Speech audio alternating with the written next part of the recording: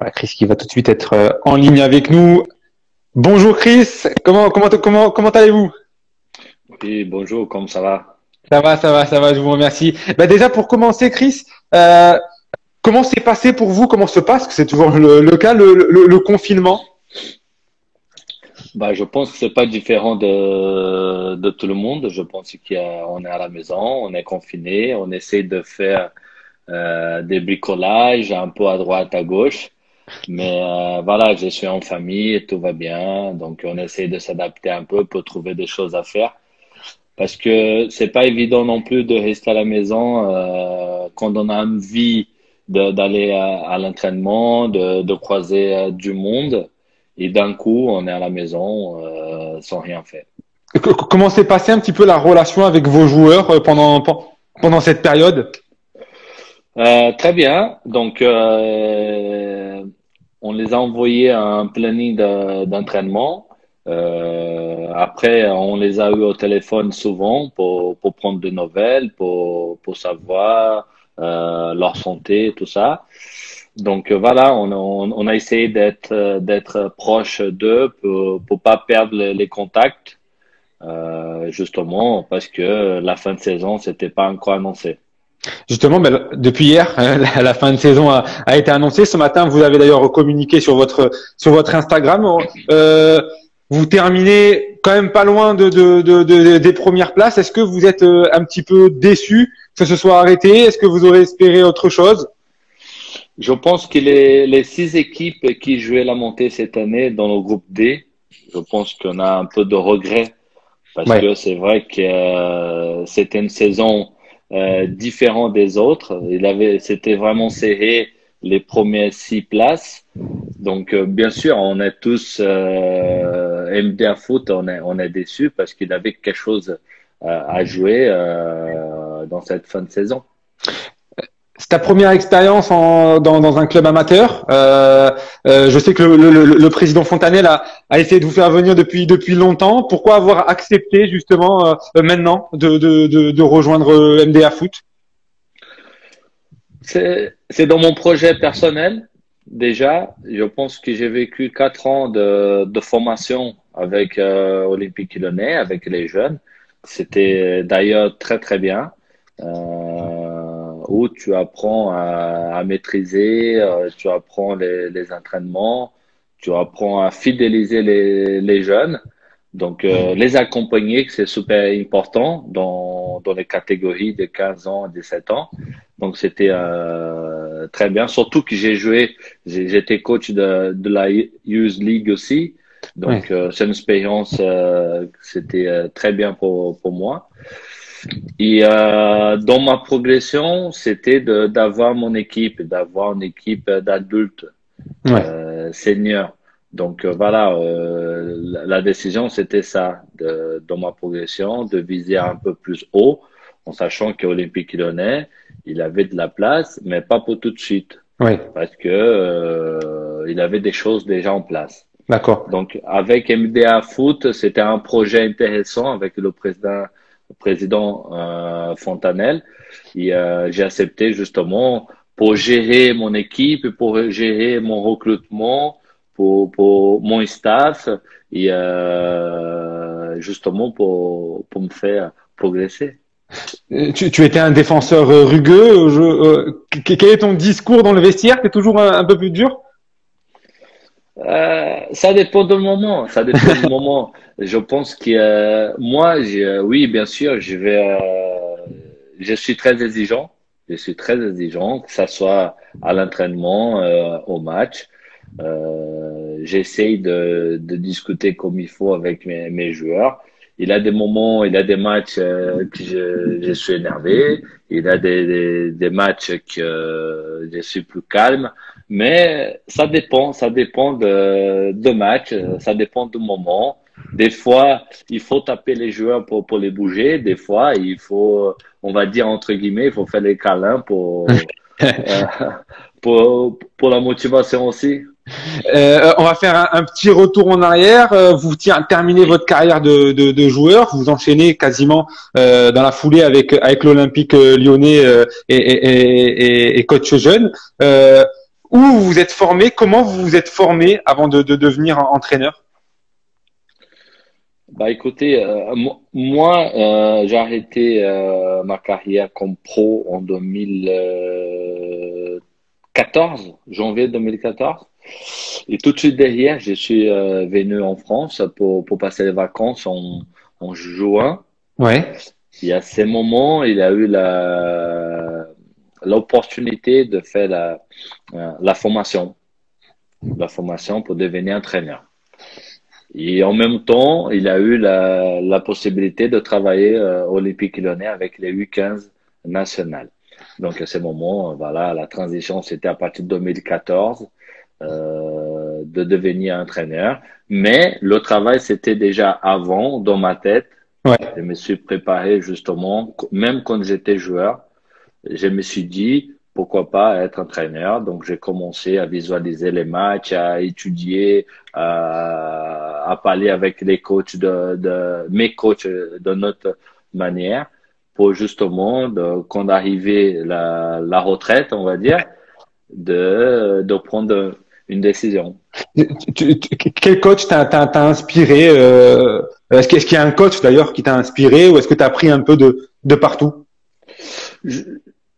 Il n'a pas vraiment un coach qui m'a inspiré. Je pense que j'ai pris un peu partout. J'ai Hmm. eu des coachs au Brésil, j'ai eu des coachs ici en Turquie, à Leverkusen, en Allemagne.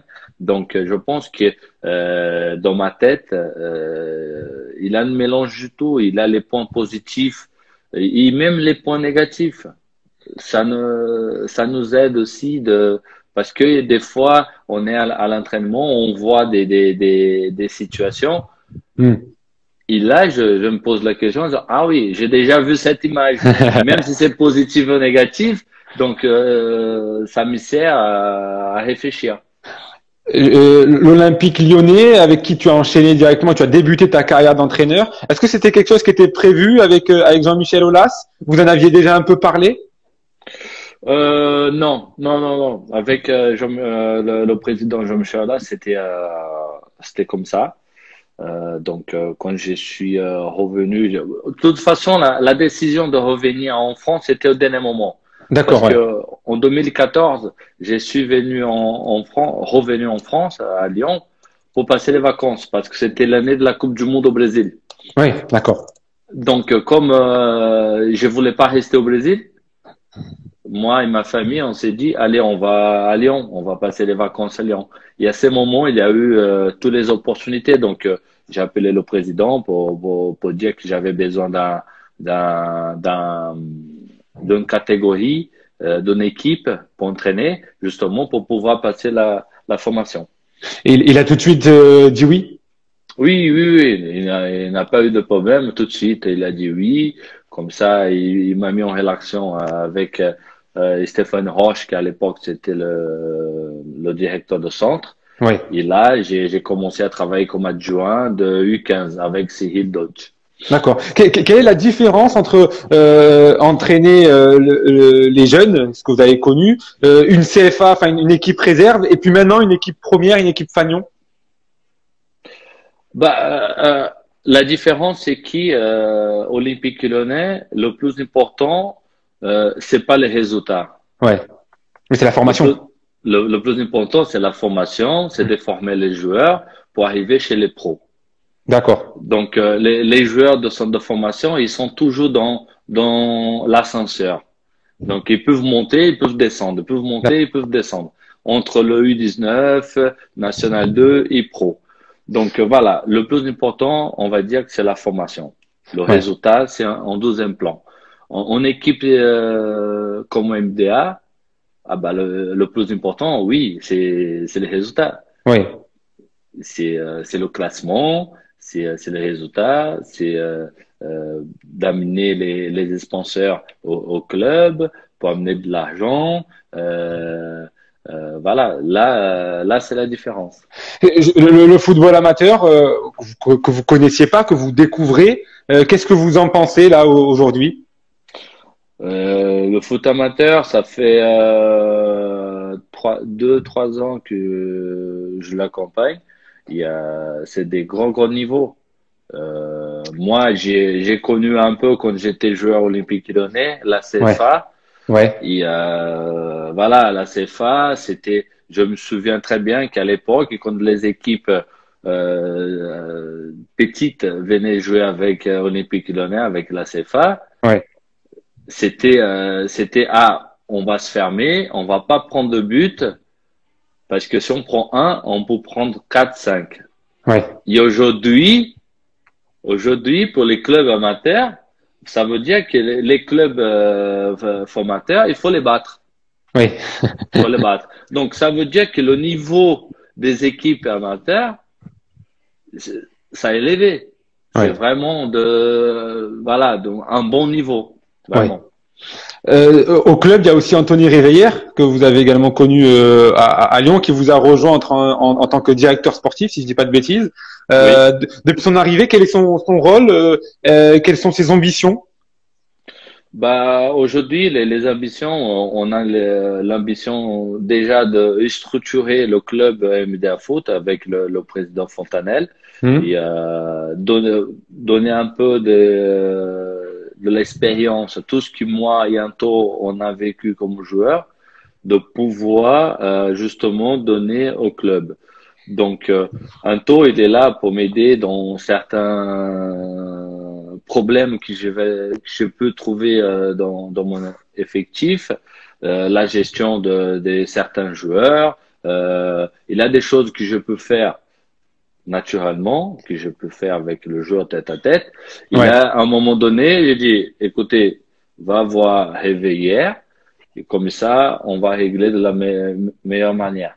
ouais. Donc voilà, on peut partager un peu et comme ça, ça me permet de pouvoir travailler vraiment sur le terrain avec les joueurs, de le faire progresser.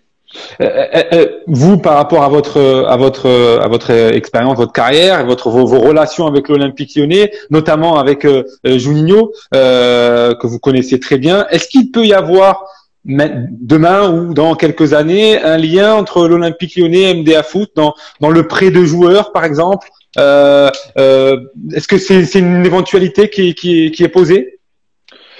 Bah, pour le moment, on n'a pas discuté de ça, on n'a rien parlé entre moi et Juninho par rapport à ça. Ouais, Même pourquoi Juninho, je pense qu'il a plein de problèmes dans le club. Il vient d'arriver, donc voilà. Pour le moment, il n'a rien. Mais éventuellement, pour l'avenir, bien sûr, ça peut être une solution ouais, parce on a des voisins, on va dire. Et, il a déjà des joueurs qui ont joué au Olympique Lyonnais qu'aujourd'hui ils vont venir à MDA. Il y a Hugo Vu, Sidney Govou, il y a eu Ludo Giuli, il y a eu plein. Donc aujourd'hui, il y a Sébastien Faure qui était formé au Olympique Lyonnais, qu'aujourd'hui c'est mon capitaine. ouais, Donc ça existe déjà, ouais. mais pour officialiser, pourquoi pas en discuter. Justement, quel genre vous d'entraîneur êtes-vous, si on peut vous définir?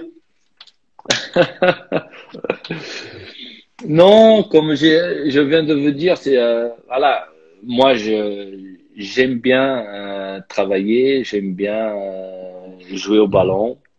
Mon équipe elle va jouer quand on a le ballon, mais surtout qu'est-ce que je dis à mes joueurs, c'est bien de prendre de plaisir.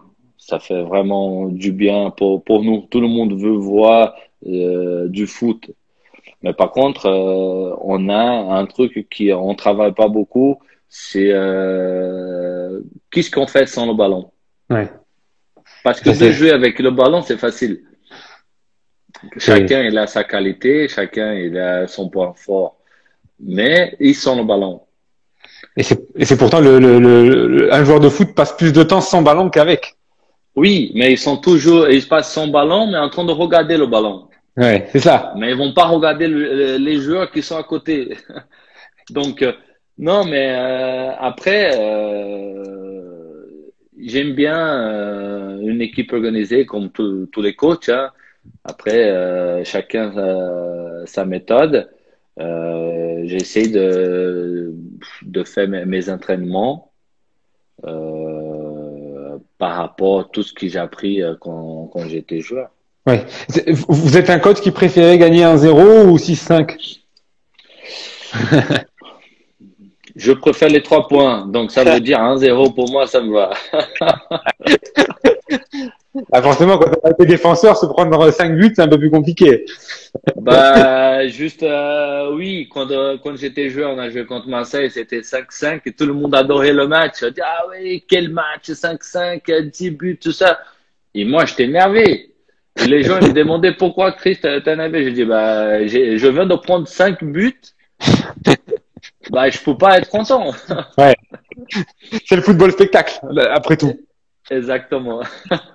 Un autre point, est-ce que les joueurs vous posent un peu des questions, vous demandent des conseils Des conseils par rapport à quoi? Des par conseils, rapport par rapport à votre carrière de joueur, par rapport à votre poste de défenseur? Est-ce qu'il y a des défenseurs qui viennent vous voir? Comment vous échangez justement avec vos joueurs par rapport à tout ça? à l'entraînement déjà, il a toujours la communication. Ouais, J'aime bien parler, discuter, échanger. Tu vois, il a des situations à l'entraînement que je vais arrêter, je vais expliquer, je vais donner des exemples. Et des fois, là c'est le collectif. Et des fois, il a le travail individuel. Il a le travail individuel que je vais travailler spécifique avec certains. Je vais travailler en groupe avec 4, 3 aussi à part. Donc, il a la discussion aussi avec les défenseurs, surtout parce que moi, j'étais défenseur. ouais. Oui, oui, oui, il a tout ce qu'il faut, on va dire, la communication. Je trouve que c'est très important. D'accord. En France, on vous appelle le policier. C'est quelque chose qui vous a marqué. Vous l'avez retenu. Vous savez un peu d'où ça vient? Oui, oui, l'histoire, oui, je connais très très bien cette histoire. Vous pouvez un peu nous la raconter? Non, en fait, quand je suis arrivé en 2004-2005, Michael Essien, c'était au milieu de terrain. En fait, il était à la presse. Et les journalistes ont un mot en disant, voilà, qu'est-ce que tu penses avec le nouveau recrue, avec Chris? Et lui, il a dit, ah, c'est notre policier. Et en fait, les journalistes disaient, mais pourquoi un policier? Ouais, parce qu'il laisse personne passer. Parce qu'avec lui, ou c'est le ballon qui passe, les joueurs qui restent, ou c'est les joueurs qui passent et le ballon qui reste.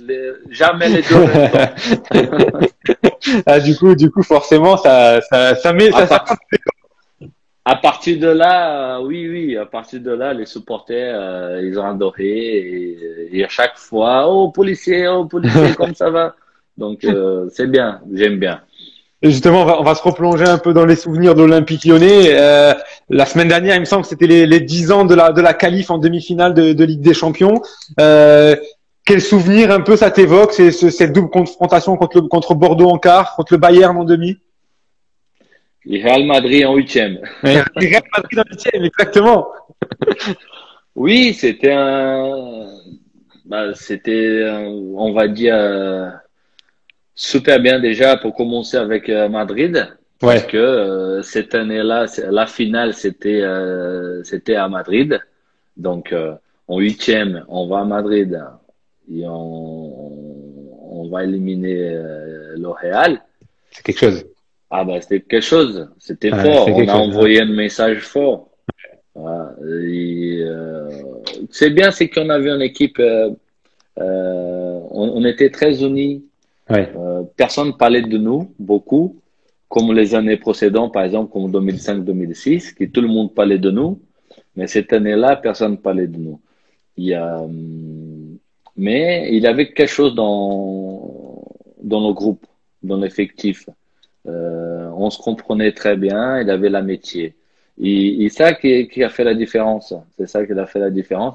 Je me souviens, comme aujourd'hui, le match retour à Madrid, il nous a massacré, on va dire, à la presse là-bas.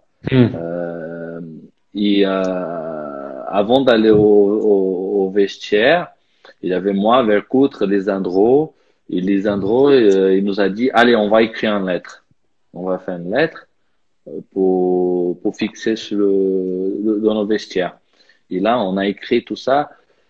Et voilà, et c'est ça qui nous a motivé encore plus, cette lettre, cette mot de motivation. Et après, on a joué contre Bordeaux aussi. C'était deux équipes de championnat français. Ouais. C'était pas évident. C'était surtout le deuxième match, on a perdu 1-0. C'était un match vraiment costaud. Défensivement, on était vraiment fort. On arrive à s'y qualifier pour demi-finale, la première de l'histoire de club. Donc voilà. Et là, on tombe dans une atmosphère. C'est énorme. Jeune demi-finale. Et on va jouer contre Bayern. Déjà, le premier match chez eux, il avait cette histoire de volcan qu'on pouvait pas prendre d'avion parce qu'il avait de fumée partout. Donc, on est parti en minibus. Donc, il avait 4-5 joueurs par minibus. Donc, on fait 10 heures de route, un truc comme ça. Hein. Après, voilà, c'était deux matchs costauds, deux matchs tendus, beaucoup de duels. Le premier match, malheureusement, on perd 1-0. À un moment donné, il avait 11 contre 10 pour nous parce que Ribéry était expulsé. Et le match retour, voilà, il avait encore l'espoir. Mais je pense qu'on était vraiment plus excités que concentrés. Ouais. Donc, c'est pas pareil quand t'es excité que t'es concentré. Et ça fait la différence contre des grosses équipes comme le Bayern. Exactement, surtout une équipe comme Bayern, c'est expérimenté, qui avait déjà joué finale de Coupe d'Europe. Donc voilà. Tu as parlé tout à l'heure de 2005 justement, et à mon avis, tu dois encore avoir en tête ce match contre le PSV et cette dernière action dans les dernières minutes. Est-ce que pour toi il y avait pénalty sur Nilmar ou pas? Oui. Il y avait penalty, c'est sûr, mais malheureusement, l'arbitre n'a pas si fait. Si c'était aujourd'hui avec la VAR, c'est penalty carton rouge, on va dire. Justement, la VAR, toi, tu penses quoi de cette fonctionnalité? Dans certains cas, je trouve que c'est super bien. Ouais. De analyser. Mais à un moment donné, il faut pas perdre le vrai foot, la joie de foot. Le mec, il marque un but, il faut attendre 2-3 minutes pour valider ou pas. Ça perd le charme. Ouais. Donc, dans certains cas, oui, ok, le mec, il faut qu'il travaille plus vite. Les arbitres qui sont là en train de regarder travaillent plus vite pour donner les infos plus vite. Ouais. S'il a un doute, s'il a un doute, il faut valider le but. Voilà, c'est tout. Ça coupe un peu le jeu. Ouais. Et il y a une question de Nicolas Nuez qui demande si tu as des regrets de ne pas être allé au bout de cette Ligue des Champions et de ce match perdu contre le Bayern. Est-ce que vous avez eu des regrets dans le vestiaire? Vous avez dit que c'était peut-être jouable? Je pense que je parle pour moi, où j'ai eu de regrets, c'était comme Milan AC. Ouais. Parce que à 89 minutes, on était qualifié encore. Ouais. Donc et après, à la fin, on prend 2 buts. Voilà. Mais bon, jusqu'à 89 minutes, on était qualifié. Je pense qu'il a, oui, on peut parler de regrets. Contre Bayern, voilà, on a perdu le premier match 1-0.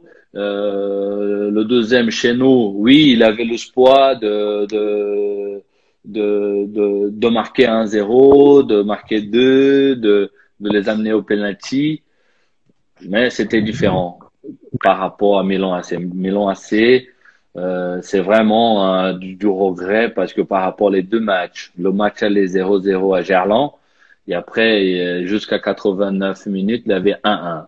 Ouais. Donc là, oui, là, on était vraiment énervé dans le vestiaire, on était vraiment déçus parce que c'était le match qu'on pouvait aller plus loin. Quel est ton plus beau souvenir avec l'OL, celui que tu oublieras jamais certainement? Je pense que c'est la première année, en 2004-2005, quand on gagne le championnat. Et à la fin de match, on reste sur le terrain et on va partager ces moments avec les supporters. Ouais. Parce que moi, je parle pour moi, parce que moi, j'ai vécu, avant d'arriver au Olympique Lyonnais, j'ai vécu six mois à Leverkusen. Ouais. Et l'adaptation, c'était pas très bien. Je retourne au Brésil, je fais un an encore et après, je viens à Lyon. Ouais. Donc là, voilà, c'était un moment spécial pour moi en disant, voilà, j'ai réussi en Europe. Ouais. Donc ces moments de gloire, ces moments de la victoire, des joies, c'était différent pour moi. Donc je voulais partager avec les supporters, je voulais rester sur le terrain, je voulais voir vraiment la fête avec eux. Pour revenir sur l'Olympique Lyonnais, il y a une grosse communauté de Brésiliens depuis un petit moment. Là, il y a Bruno Guimarães notamment, Jean-Lucas, Thiago Mendes. Peut-être, on parle de la rumeur Luis Gustavo. Quel est ce lien Olympique Lyonnais-Brésil?